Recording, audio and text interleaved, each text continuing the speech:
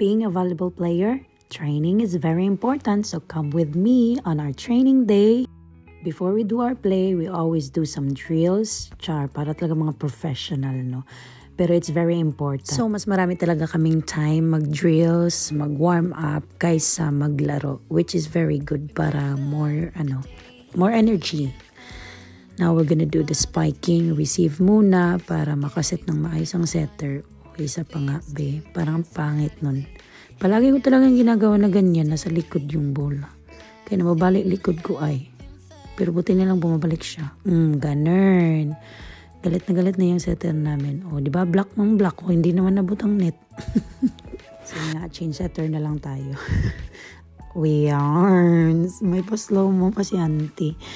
So, ito, spiking pa rin, but sa middle side na. Ang saya. Sunod-sunod. So, if you want to join us, feel free to contact us on our page. It's Raven Sports Club. Sobrang nakaka-proud lang kasi mga Pinoy kadalasan ang nag-join sa sports club na to.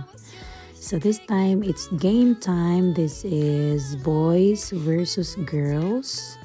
Kaya natitrain kami ng bonggang-bongga sa mga spike na grabe. Sobrang lalakas kasi kalaban namin mga boys. And nakamen height. Anong tawag niya? Yung net namin, pang boys siya. Hindi siya pang girls.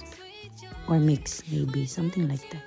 Hindi ko alam Hindi ko na alam pinagsasabi ko dito. My point is, it's good to have something to do every weekend. And isa to sa mga ginagawa ko. So after the game, sobrang gutom ko talaga. Kaya niyaya ko si Captain na kumain ng KFC.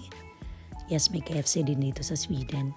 So, I got some chicken. And kasama ko pala si Choco Girl. Abangan niyo yung video paano siya nakabalik dito. She was also an au pair in the beginning. Hi to my eating buddy. Hi, Cup and family. And it's time to go home na. It's almost 9 in the evening na. And I saw the sky. Oh my God, sobrang ganda ng sunset. Thank you, Lord, ka na lang talaga sa sobrang ganda ng creation niya. Living alone in a foreign country is not easy.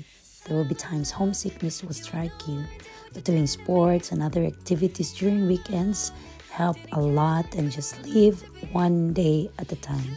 Every day is a gift. Cherish it, and see you in my next video.